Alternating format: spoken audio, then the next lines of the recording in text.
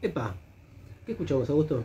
Bueno, Fernando, mira, no es el cierre musical, no nos estamos adelantando, sino que estamos escuchando a Harry Belafonte. Él falleció el martes, ya tenía 96 años, una figura mundial, fue actor, fue activista por los derechos civiles de los afroamericanos en Estados Unidos, pero también, sobre todo, difundió este ritmo, el calipso, que es un ritmo, digamos, mentado por un sector de la clase trabajadora del Caribe, ¿no?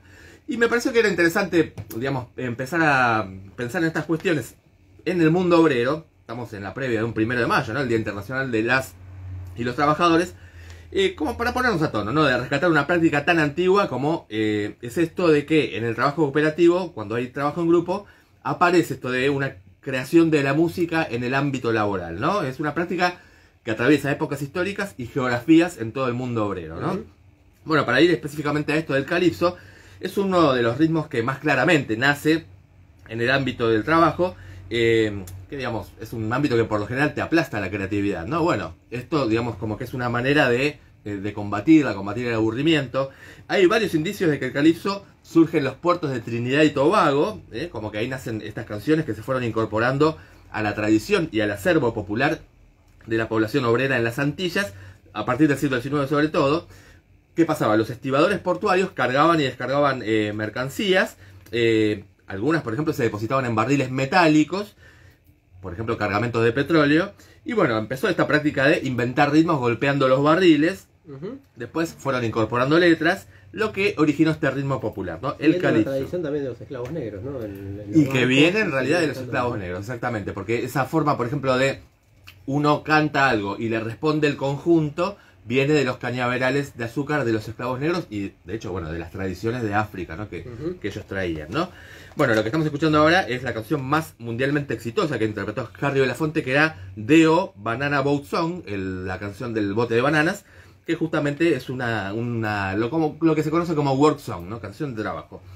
En la letra, como que expresa este anhelo de terminar de trabajar para ir a descansar a la casa, ¿no? Como que es una mezcla de lamento con queja. Es una canción anónima, por supuesto, que se fue transmitiendo de generación en generación por tradición oral, como casi todo el desarrollo de este género en el Caribe, ¿no? Bueno, el calipso aborda problemáticas, padeceres en el mundo obrero de este sector de portuarios y sus familias, muchas veces en forma de parodia, ¿no? Pero el calipso es apenas uno de los géneros que surge desde el ámbito laboral en un lugar del mundo, ¿no? Hay incontables estudios antropológicos que dan cuenta que esta práctica es una práctica ancestral, ¿no? Como que se estima que desde las primeras civilizaciones humanas aparece el trabajo cooperativo y aparecen las melodías y las canciones, ¿no?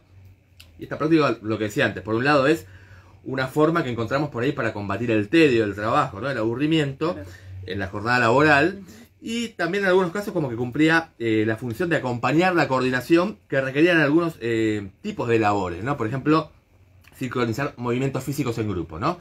Estos temas, por ejemplo, eran muy, para remar, por ejemplo, eran muy clásicos, ¿no? O por ejemplo, para sincronizar, poner un riel en una vía, era muy, muy característico, ¿no? Bueno, también aparecieron algunas tradiciones, como por ejemplo canciones para recordar a compañeros caídos en accidentes de trabajo. Eso es algo, por ejemplo, muy típico en las minas de carbón, etcétera. Y también para manifestar quejas o burlarse de supervisores y capataces, ¿no? Medio con carpa, pero burlarse cantando, eso también era otra. Y también empezó a ser utilizada para organizar motines y protestas, ¿no? Y sobre todo, digamos, con la era industrial, el ruido en el ámbito industrial como que dificultaba esta práctica de cantar durante el trabajo. Entonces las canciones en las fábricas empezaron a tener un componente más de protesta y empezaron a aparecer más en los cambios de turno o en momentos de descanso, por ejemplo, ¿no? Pero es una tradición que no se pierde a pesar del ruido, ¿no? En la tradición anglosajona... Pensé que me ibas a decir y ahí nació el heavy metal, no sé. No. Bueno, es una re linda historia, ¿o no? Bueno, pero ojo que también el heavy metal tiene cierto arraigo. O lo tuvo, por lo menos, sí. Por supuesto, hasta Tommy Yomi, digamos, el guitarrista de Black Sabbath, trabajaba en una fábrica metalúrgica, perdió un dedo y su manera de tocar nace de ahí. Pero bueno, volviendo a la cuestión de cómo es esto de las work songs, no dejas desubicado nunca. No, nunca, siempre tiene la respuesta. Te tiene un dato, además, ¿viste? Claro. El dedo. Sí, dedo y un dato. Pero esto, claro, es muy importante. Excelente. Es muy interesante porque aparte abarca muchísimo. La verdad que era difícil abarcar esto. sí me interesaba contar que en la tradición anglosajona de la antropología, el resultado de esta práctica es lo que se conoce como work songs, canciones de trabajo, y que por ejemplo en la década de los años 30, el etnomusicólogo Alan Lomax estaba haciendo un trabajo de rescate de esa tradición en Estados Unidos, y se encontró con un preso afroamericano, al que apodaban Lead Belly, que es algo así como vientre de plomo, y este tipo conocía centenares de canciones de lo que llamaban gritos de trabajo, canciones tradicionales anónimas de los campos de algodón y también en los ferrocarriles, entre muchísimas otras, ¿no? Bueno, se hizo un registro fonográfico de estas canciones, se grabaron discos, y Lead Belly se transformó en una referencia muy importante para el folk norteamericano y especialmente también para el blues. Toda esta tradición de música de protesta en Estados Unidos está profundamente influenciada por esta tradición de las work songs, como la de este tipo Lead Belly, que hizo conocidos temas con títulos como el blues burgués, ¿no? De Bourgeois Blues, ¿no? Donde él hizo una adaptación, hizo como una letra propia de un tema clásico, y ahí denunciaba la discriminación racial que sufrió en Washington cuando él empezó con este trabajo de rescate de estas canciones, ¿no?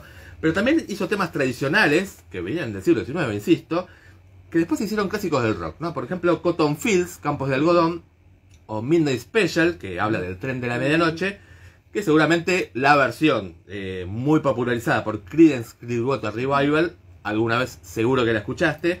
No casualmente, Creedence es una de las bandas más populares en el mundo obrero, como lo hablamos alguna vez, ¿no?